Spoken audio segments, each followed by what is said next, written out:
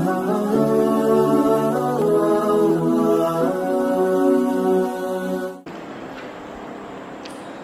billahi minasyaitonir rajim. Bismillahirrahmanirrahim. Assalamualaikum warahmatullahi wabarakatuh.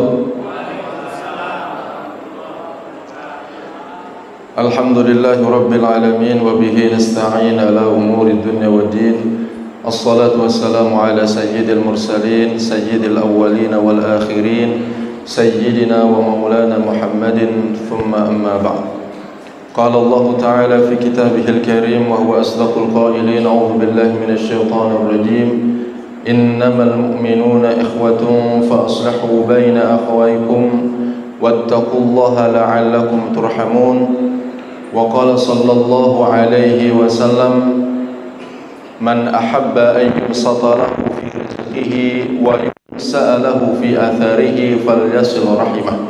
صدق الله العظيم وصدق رسوله الكريم ونحن على ذلك من الشاهدين والشاكرين. اللهم ربنا زدنا علما وارزقنا فهما ووافقنا أملا صالحا. اللهم رب اشرح لي صدري ويسر لي أمري واحلل عقدة من لساني يفقه قولي. Hadratul Mukarramin, para alim ulama, para asatidz beserta ketua DKM dan jajaran pengurus, para tokoh, bapak ibu yang tidak bisa saya sebutkan satu persatu. Mudah-mudahan insyaallah kita semuanya senantiasa dirahmati oleh Allah Subhanahu wa taala.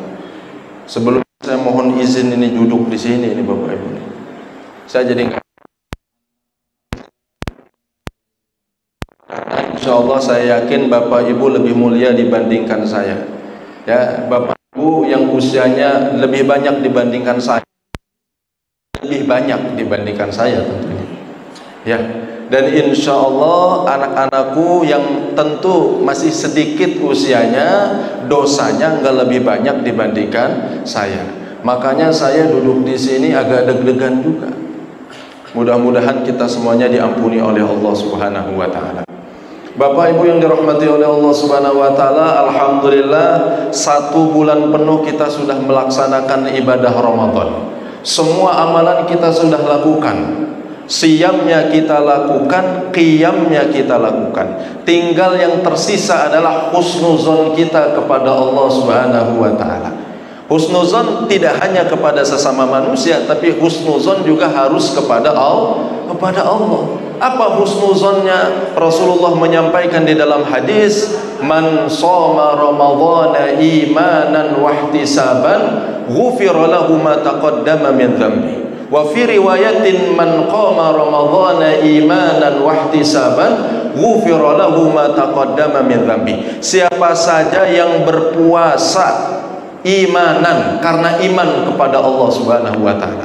Saya yakin Bapak Ibu kemarin 29 hari atau 30 hari ibadah Ramadan itu enggak ada yang iseng-iseng minum pas lagi wudu.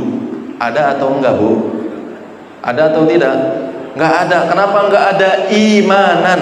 Karena kita yakin kita beramal ini disaksikan oleh Allah Subhanahu wa taala. Kita yakin siam kita dilihat oleh Allah Subhanahu wa taala, padahal masih ada bekas makanan sahur di kulkas. Istri nggak ada, anak berangkat sekolah, tinggal kita sendirian. Kira-kira kalau kita masak mie lagi bisa atau enggak? Bisa. Kenapa tidak kita lakukan? Imanan. Karena kita beriman kepada Allah Subhanahu wa taala. Jangankan masak mie lagi, bahkan dalam wudu sekalipun, orang di samping kita yang berwudu tidak akan tahu kalau kita meminum seteguk 2 teguk dari air wudu kita. Kita lakukan itu semuanya imanan, karena beriman kepada Allah Subhanahu wa taala, wahtisaban. Yang kemudian kita berharap ridha Allah Subhanahu wa taala. Kita berharap mendapatkan pahala dari Allah Subhanahu wa taala. Kalau kita melakukan puasanya karena iman dan berharap ridha Allah, qiyamnya juga kita niatkan untuk iman dan ridha Allah, maka akhirnya kita akan mendapatkan ghufira lahu ma taqaddama min dzambi. Maka akan mendapatkan ampunan Allah Subhanahu wa taala. Jadi Bapak Ibu, sekarang kita husnuzon aja nih. Kita sudah kembali ke Allah. Itu kata pegawai SPBU. Pak, dari nol ya. Jadi sekarang Bapak Ibu dari nol nih. Ibarat kertas, kita sudah menjadi kertas yang bersih. Jangan lagi dicoret-coret. Ya. Pakaian ini pakaian yang sudah kembali putih tanpa noda, maka jangan dikotori kembali. Nah, ini husnuzon kita kepada Allah Subhanahu wa ta'ala. Selesai kita ibadah Ramadan, selesai kita Idul Fitri, kita lanjutkan dengan momentum halal bihalal. Ini jangan sekali-kali bapak-bapak nanti ngadain halal bihalal di Mesir, halal bihalal di Saudi, bikin surat undangan, ya, turut mengundang, ya, Syekh Fulan bin Fulan, acara halal bihalal. Dia nggak ngerti halal bihalal. Kenapa? Halal bihalal ini menggunakan bahasa Arab, tapi kalau diterjemahkan pakai bahasa Arab bingung. Kenapa bingung? Halal artinya boleh. Halal itu artinya boleh. Halal bihalal, boleh dengan boleh. Maksudnya apa? Ternyata ini adalah tradisinya orang Indonesia, tidak ada di tempat yang lainnya. Kejadiannya dulu setelah orang-orang Indonesia ini, Nusantara ini dijajah oleh Belanda, kemudian bergantilah pemerintahan, orang-orang ini akhirnya cakar-cakaran, orang ini bermusuhan. Setelah Belanda hilang, ternyata sesama anak bangsa bermusuhan. Bagaimana caranya supaya merekatkan kembali, supaya tidak lagi bermusuhan? Maka diadakanlah acara namanya halal bihalal. Jadi ini istilah Bapak Ibu tidak ada dalam fikih. Jadi kalau kita cari kitab fikih, ada nggak ini pembahasan halal bihalal? Insya Allah nggak ada. Dan kira-kira di masa Rasulullah ada nggak halal bihalal? Udah pasti nggak ada. Jadi Bapak Ibu, acara peringatan atau momentum halal bihalal ini juga tidak dicontohkan oleh Rasulullah Sallallahu Alaihi Wasallam. Jadi nggak ada dulu kepanitiaan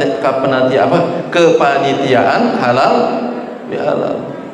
Misalnya Sayyidina Umar bin Khattab jadi panitia halal bihalal, kemudian bikin surat undangan kepada Abu Bakar, suruh datang ke Masjid Nabawi yang tausiah Nabi Muhammad Sallallahu Alaihi. Nggak ada Bapak Ibu. Tidak. Rasulullah Sallallahu Alaihi Wasallam memang nggak perlu halal bihalal. Tidak perlu halal bihalal. Semua orang yang hidup di masa Rasulullah itu sudah melaksanakan sunnah Rasulullah Sallallahu Alaihi Wasallam. Kata Rasulullah, la yahillu li muslimin ay yahjura akhahu fawqa thalathi layalin. Tidak boleh orang muslim mendiamkan saudaranya lebih dari 3 malam. Jadi kita kan kadang-kadang suka ada apa ya, gesekan, betul tidak? Antar tetangga kadang-kadang ada gesekan, antar teman pengajian kadang-kadang ada gesekan, antar rekan kerja kadang-kadang ada gesekan, antar mitra bisnis juga ada gesekan. Kadang-kadang kita kesel, boleh nggak kesel? Boleh. Berapa hari?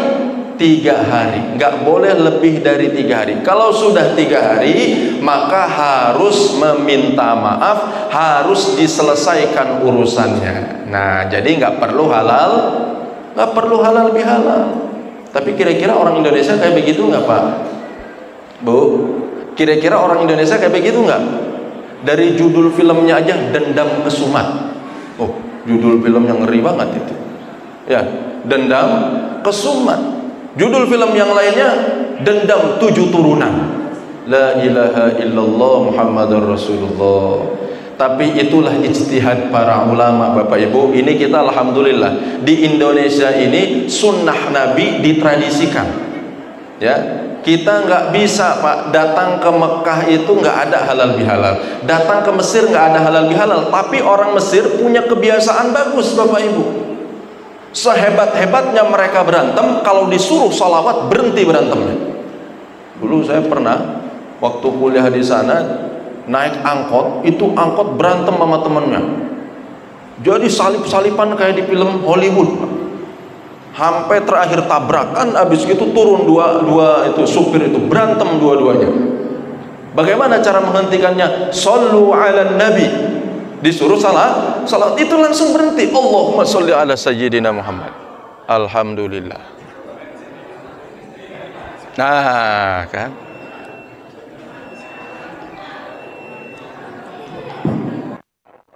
Alhamdulillah bisa pakai AC sekarang.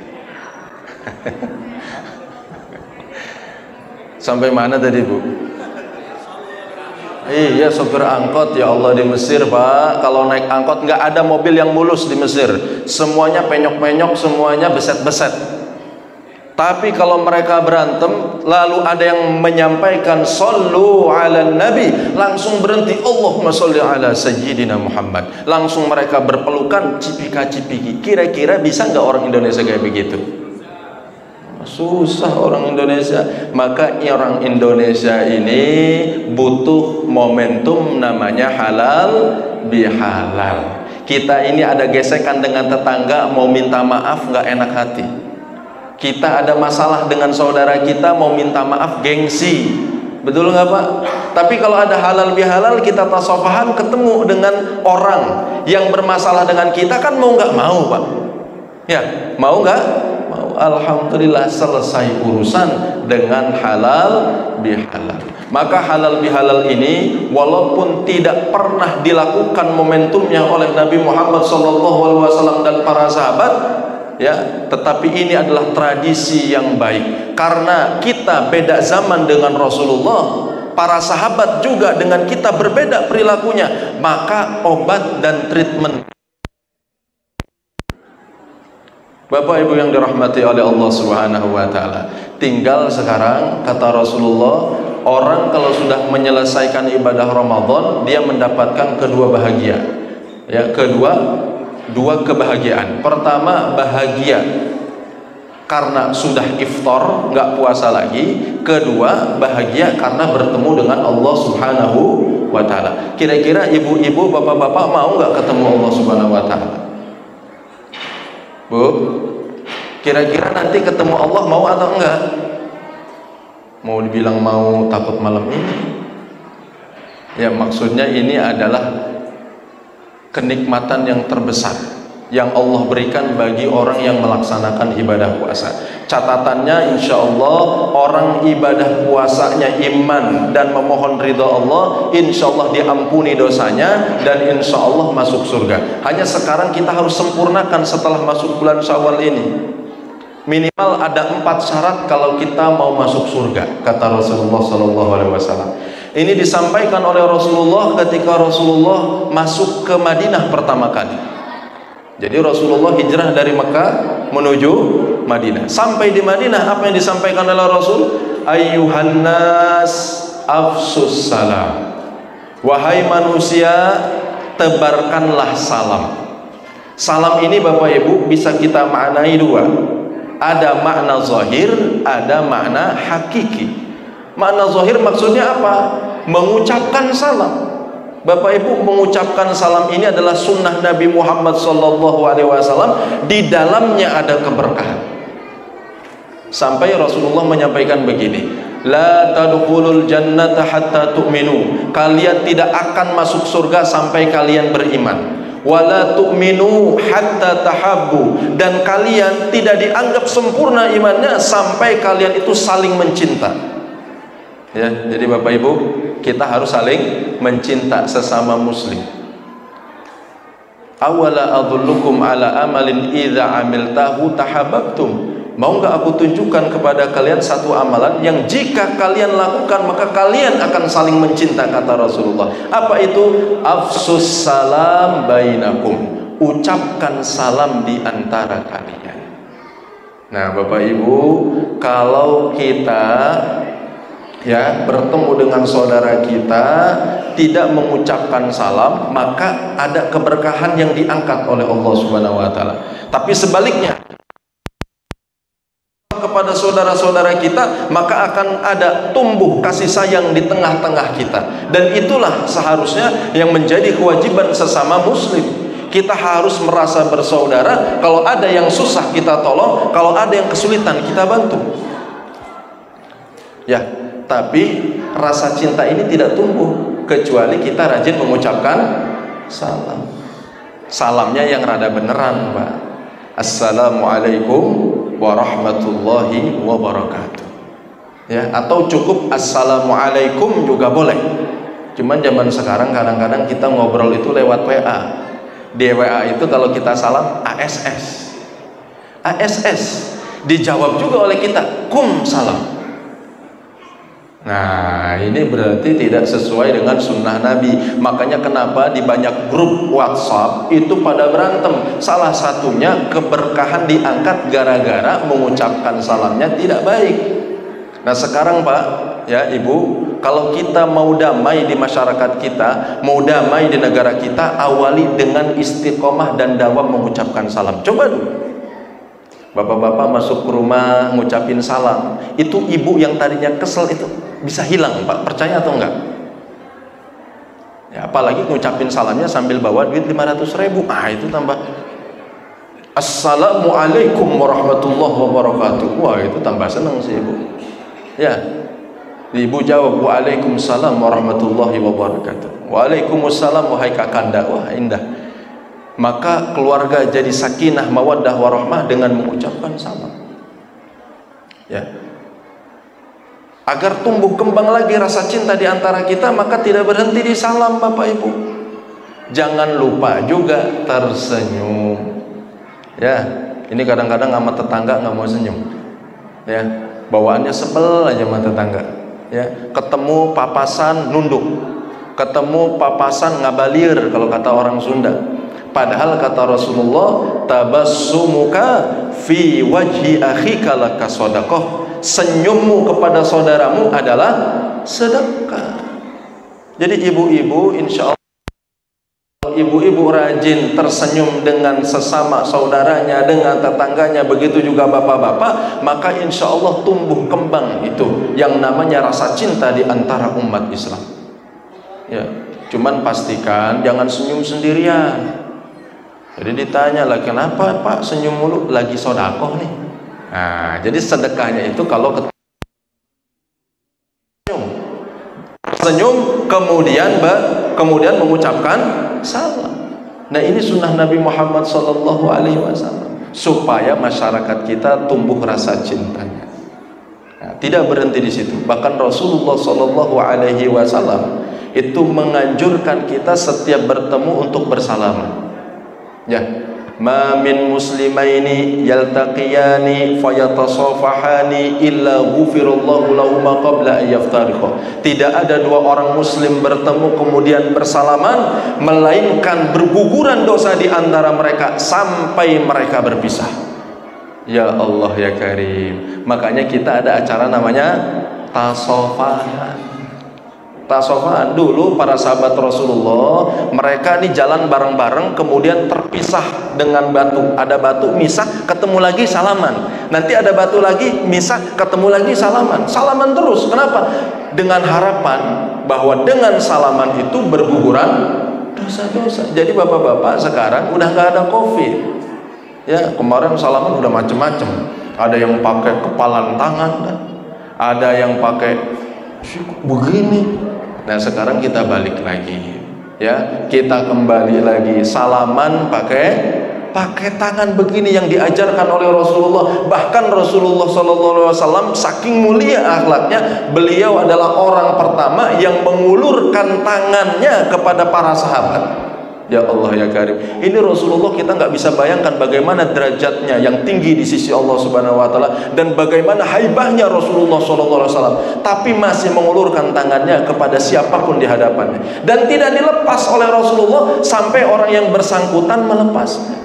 Itu akhlak Rasulullah SAW. Dilakukanlah oleh para sahabat Rasulullah SAW. Berguguranlah dosa di antara mereka. Ibu kalau mau berguguran dosa juga begitu. Nah, ya tasofahan ya, insya Allah. Bapak Ibu yang dirahmati oleh Allah Subhanahu Wa Taala, halal ini adalah momentum di mana kita saling atas dosa yang pernah kita lakukan antar sesama kita. Kalau kita punya salah kepada Allah, caranya rada gampang Bapak Ibu. Pertama menyesal. Ya, melakukan maksiat pada Allah, buru-buru kita menyesal, menangis dosa yang kita lakukan, menangis kemaksiatan yang kita lakukan. Ya, setelah itu kita berjanji untuk tidak mengulangi itu. kita beramal soleh. 3 saja syaratnya. Tapi kalau dosa kepada sesama, nah ini tidak cukup 3 syarat Bapak Ibu. Rada berat memang kalau kita melakukan dosa kepada sesama manusia. Ya, ditambah 1 syarat yang lainnya. Apa itu? Meminta maaf kepada yang bersangkutan. Nah uniknya ternyata berghibah itu dosa kepada sesama manusia. Jadi kalau mau diampuni dosa ghibah, dosa gosip kita, itu kita harus datang kepada yang bersangkutan Bapak. Disampaikan oleh Imam An-Nawawi di dalam kitab Riyadhus Shalihin. Jadi dosa ghibah adalah dosa sesama manusia. Jadi betapapun Bapak Ibu gelar sejadah, nangis semalaman, ya Allah ampuni dosa-dosa ghibah saya, itu nggak bakal diampuni oleh Allah Subhanahu wa taala sampai Bapak Ibu betul-betul datang kepada orang yang bersangkutan. Kira-kira sanggup atau enggak? Si ibu datang kepada tetangganya, ibu mohon maaf. Kenapa? Iya, saya ini kemarin ikut pengajian di MRTK. Katanya kalau dosa gosip itu gugur kalau saya meminta maaf. Ini mohon maaf. Kemarin saya ngomongin ibu. Waduh, ngomongin apa Bu? Nah itu udah mulai nggak enak kan tuh. Iya, saya ngomongin sama teman-teman, ibu kerudungnya nggak matching sama bawahannya. Atasnya kuning, bawahnya hijau, bawahnya lagi merah. La ilaha illallah. Kira-kira berani nggak ibu-ibu ngomong kayak gitu?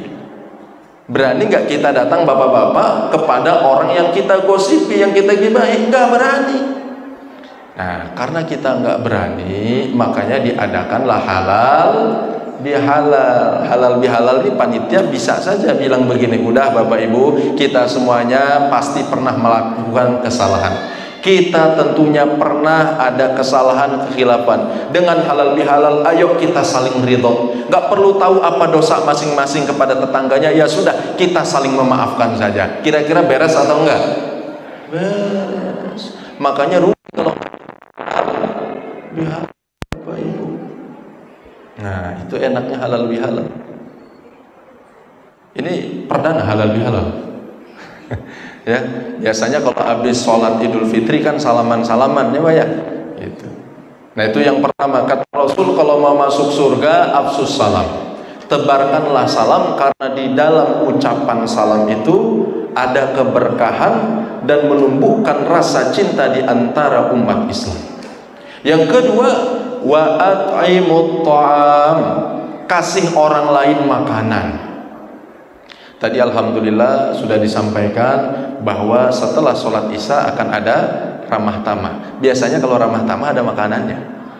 Nah itu sesuai dengan sunnah Nabi Muhammad SAW. Kemarin di bulan Ramadan Bapak Ibu rajin berbagi dengan orang-orang ya, memberikan iftar. Karena teringat hadis Rasul, man fattara sha'iman kana lahu ka ajri sha'im.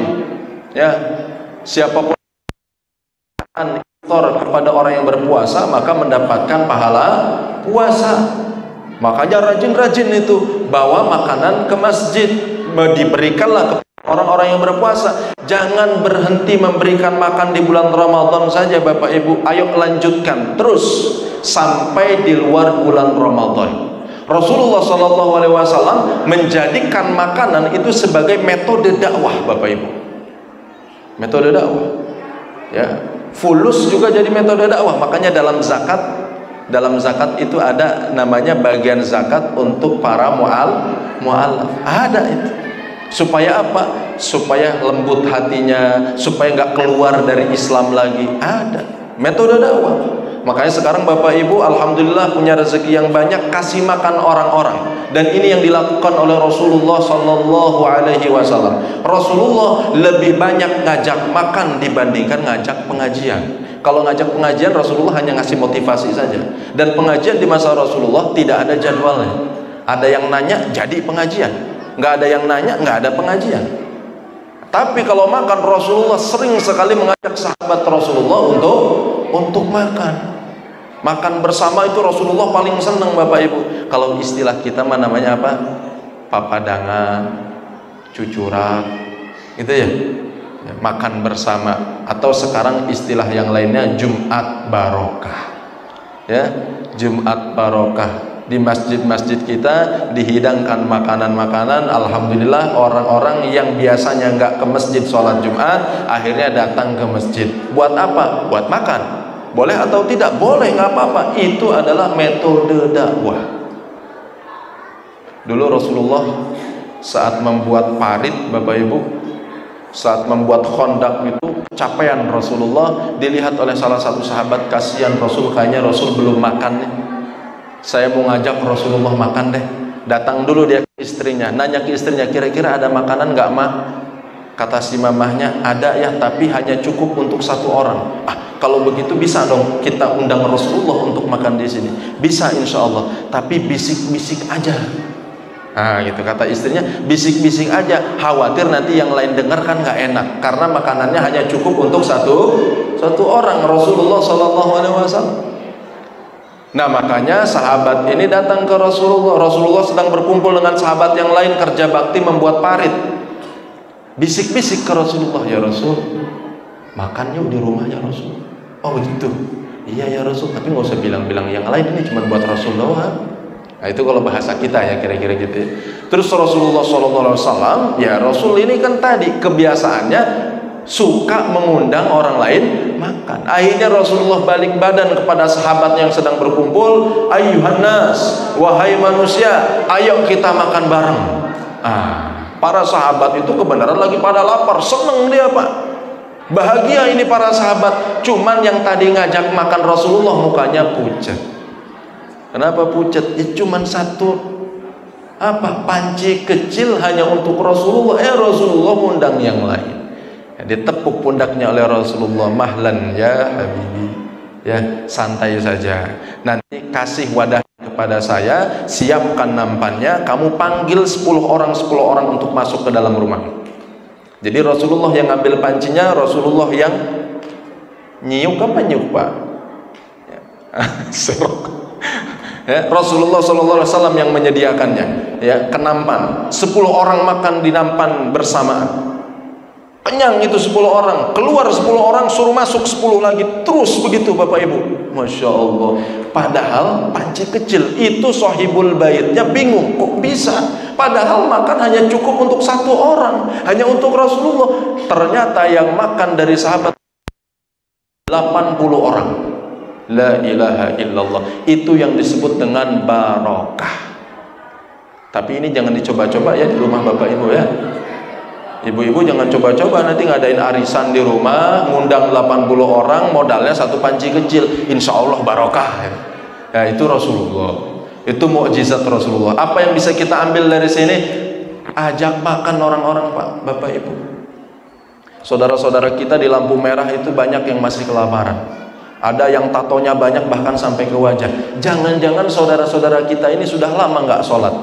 Jangan-jangan saudara-saudara kita ini sudah lama tidak mengucapkan kalimat thayyibah. Bapak Ibu dakwahlah dengan makanan itu. Bagaimana caranya? Datang ke rumah makan nasi Padang. Kan ada paket 1 bungkus 12.000. Ya jangan ngarep yang berlebih Pak. Kalau 1 paket 12.000 itu biasanya rendangnya agak tipis, ya. Dan rendangnya tidak seempuk yang harganya 25.000. Tapi lumayanan lah Pak. Kalau kita bagi-bagi di jalan, insya Allah saudara-saudara kita senang. Tulis oleh Bapak Ibu di bungkusnya tuh, tulis di bungkusnya, jangan lupa baca bismillah. Masya Allah. Dia baca itu Bismillahirrahmanirrahim. Bapak Ibu sudah berdakwah melalui makanan, dapat pahala yang besar.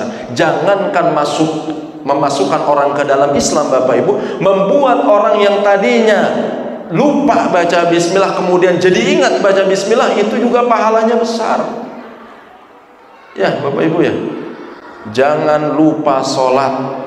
Jangan lupa sholat. Jangan-jangan dari nasi bungkus yang ringan tadi, yang murah tadi harganya 12.000, orang jadi mau sholat. Ini kadang-kadang kita ngelihat orang yang maksiat tuh bawaannya benci aja. Gak boleh. Kita sudah keluar dari Ramadan. Ramadan itu bulan rahmah, bulan kasih sayang, bulan pemaafan. Jadi kalau kita dimaafkan oleh Allah, dosa kita banyak, kemaksiatan kita banyak, dilihat oleh Allah Subhanahu wa taala. Tidak ada yang luput dari Allah. Allah tahu aib-aib kita, Allah tahu. oleh Allah Subhanahu wa taala. Apa salahnya kalau kita juga melihat orang yang maksiat, harusnya kita sayang kepada. Jangankan sesama muslim, non muslim sekalipun kalau bisa kita doakan mudah-mudahan masuk Islam. Ini mah kita bawaannya ketemu orang non muslim, waduh, nggak mau saya makan bareng ahli neraka. Oh, jangan Pak.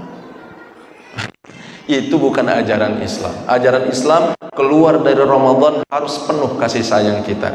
Kalau kepada non muslim saja Rasulullah sayang, apalagi Rasulullah kepada sesama muslim. Pasti tentunya Rasulullah lebih sayang. Kepada saudara-saudara kita yang maksiat, kita doakan mudah-mudahan diampuni segala dosanya dan diberikan hidayah untuk mendekat kepada Allah Subhanahu wa taala. Caranya apa Pak? Wa'at'imut ta'am, kasih makan. Nah, jadi insya Allah kalau ada kegiatan-kegiatan di situ, yuk Bapak Ibu kita kumpulkan makanan bareng-bareng. Langsung laksanakan. Kenapa begitu? Karena itu adalah sunnah Rasulullah Sallallahu Alaihi Wasallam. Yang ketiga, ya setelah wa'at'imut ta'am, wasilul arham, dan ya hubungkan kembali tali silaturahmi. Ya, la yadkhulul jannata qati'ur rahim. Kata Rasulullah, tidak akan masuk surga segera orang yang memutus tali silaturahmi. Ya, ini biasanya na'udzubillah dalam keluarga berantem urusan warisan, adik kakak nggak ngobrol 2 tahun. Gara-gara urusan jual beli, tetangga nggak tegor-tegoran karena nggak beres urusan jual belinya. Banyak nggak yang kayak begitu Bapak Ibu? Banyak. Ingat Rasulullah mengajar kepada kita untuk rajin-rajin bersilaturahmi, ya, menyambung hubungan yang telah putus. Kadang-kadang kita kalau lebaran itu datang kepada orang-orang yang sudah hubungannya baik dengan kita, semuanya didatengin yang baik-baik. Giliran yang punya masalah dengan kita nggak datengin. Harusnya kita mendatangi orang-orang yang punya masalah dengan kita. Itu yang disebut dengan silah, menghubungkan kembali sesuatu yang putus. Nah, kira-kira Bapak Ibu sudah melakukan atau tidak? Nah, makanya ini momentum halal bihalal menjadi momentum penting untuk menghubungkan kembali tali silaturahmi yang putus. Dan insya Allah Bapak Ibu, kalau kita rajin-rajin melaksanakan silaturahmi sebagaimana yang diajarkan oleh Rasulullah, kita mendapatkan 2 keutamaan. Ya, Rasul bersabda, ahabba ayyubsata lahu fi rizqihi wa yunsa'a lahu fi atharihi falyasil rahimah.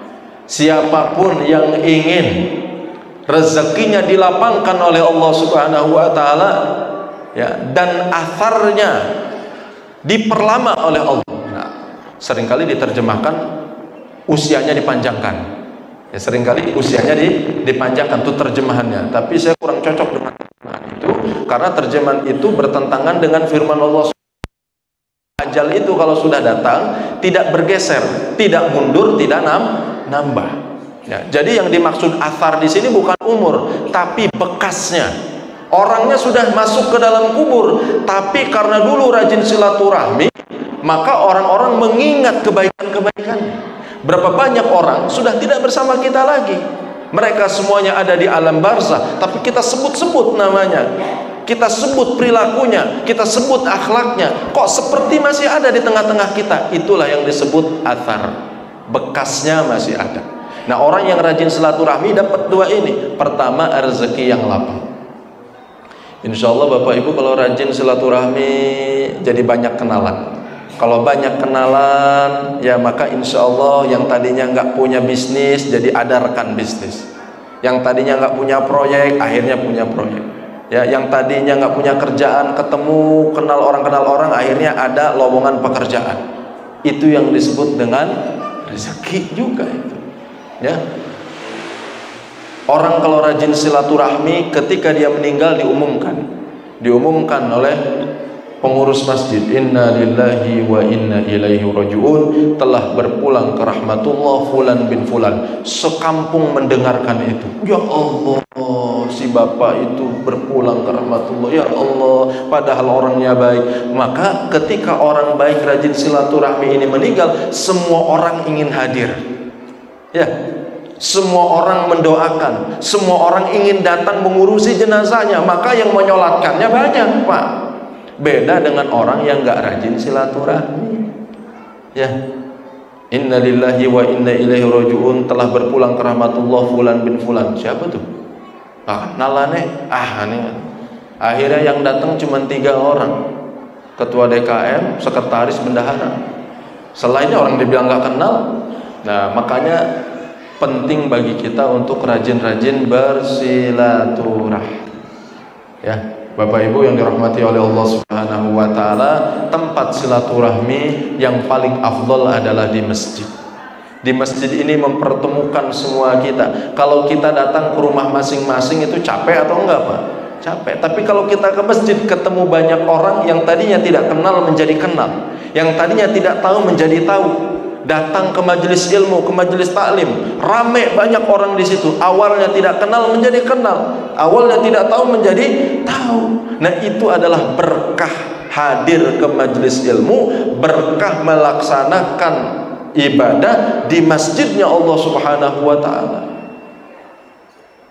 Nah, ini udah baru mulai perasaan ini, Pak. Itu yang ketiga, rajin silaturahmi insya Allah. Yang keempat, yang terakhir, wasallu bil laili wan nasu niyam. Salat malam saat orang lain tertidur. Tadkhulul jannah. Kalau 4 ini dilakukan, pertama, masih ingat tadi pertama, Pak? Ucapkan salam. Yang kedua, beri makan. Ketiga, silaturahmi. Keempat, sholat malam saat orang lain tertidur. Kata Rasul, tadkhulul jannata bisalam, maka kalian akan masuk surga dengan damai, dengan tentram, dengan nyaman insya Allah. Kalau kita lihat dari 4 poin ini, 3 itu hablum minan nas. Dari mengucapkan salam, memberi makan, dan silaturahmi, ini hablum minan nas. 1 saja yang hablum minallah. Apa maksudnya? Seolah-olah di sini ada isyarat dari Rasulullah SAW. Pastikan hubungan kita dengan sesama harus tetap baik. Karena kalau kita dosa ke Allah mudah tobatnya, tapi kalau kita dengan sesama sulit sekali. Ya, antara kita gengsi minta maaf, antara orang lain tidak mau memaafkan kita. Maka mudah-mudahan momentum halal bihalal ini kita jadikan momentum saling memaafkan di antara kita. Kalau ada kesalahan dari saya, Bapak Ibu, mohon dibukakan. Dan demikian ya. Jadi saya nggak perlu memaafkan Bapak Ibu. Ya. Saya yakin dalam bertetangga, dalam bermasyarakat ada gesekan, ada masalah, mudah-mudahan kita saling memaafkan, diampuni segalanya oleh Allah Subhanahu wa taala. Ada doa. Mari sama-sama kita tutup dengan berdoa kepada Allah Subhanahu wa taala. Ya. Mudah-mudahan Allah Subhanahu wa taala istiqomahkan kita dalam kebaikan. Mudah-mudahan kita semuanya dapat ampunan Allah Subhanahu wa taala. Mudah-mudahan kita semuanya wafat dalam keadaan husnul khatimah. Bismillahirrahmanirrahim. Alhamdulillahirabbil alamin. Allahumma salli ala sayyidina Muhammad wa ala ali sayyidina Muhammad. Allahumma inna nas'aluka salamatan fid din wa afiyatan fil jasad wa ziyadatan fil ilmi wa barakatan fil rizqi wa taubatan qabla al maut wa rahmatan 'inda al maut wa maghfiratan ba'da al maut. Allahumma hawwin 'alaina fi sakaratil maut wan najata minan nar wal 'afwa 'inda al hisab. اللهم إنا نسألك الهدى والتقى والعفاف والغنى والعافية. اللهم إنا نسألك رضاك والجنة ونعوذ بك من سخطك والنار. Ya Allah ya Rahman ya Rahim, ampunilah dosa-dosa kami ya Allah, dosa kedua orang tua kami, dosa guru-guru kami, dosa anak-anak kami, dosa cucu-cucu kami, dosa keturunan kami ya Allah. Ampuni kami semuanya ya Allah ya Rahman ya Rahim. Ya Allah, wafatkan kami dalam keadaan husnul khatimah. Ya Allah, perkenankan kami untuk mendapatkan syafaat Rasulullah sallallahu alaihi wasallam. Ya Allah, sebagaimana Engkau kumpulkan kami di masjid yang penuh keberkahan ini ya Allah, maka kumpulkanlah kami di surga Firdaus-Mu ya Allah, bersama orang-orang saleh, bersama auliyaillah, bersama para sahabat, dan bersama-Mu ya Rasulullah. Rabbana zalamna anfusana wa illam taghfir lana wa tarhamna lanakunanna minal khasirin. Rabbana atina fid dunya hasanah wa fil akhirati hasanah wa qina adzabannar. Wa sallallahu ala sayyidina Muhammad wa ala ali sayyidina Muhammad walhamdulillahi rabbil alamin. Subhanakallahumma wa bihamdika asyhadu an la ilaha illa anta astaghfiruka wa atubu ilaik. Wassalamu alaikum warahmatullahi wabarakatuh.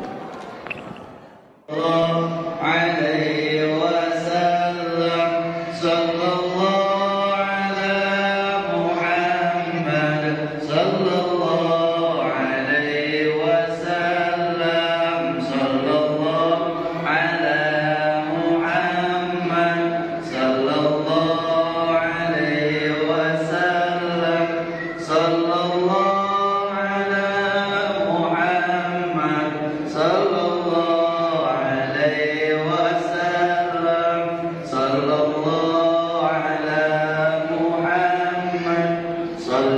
alaihi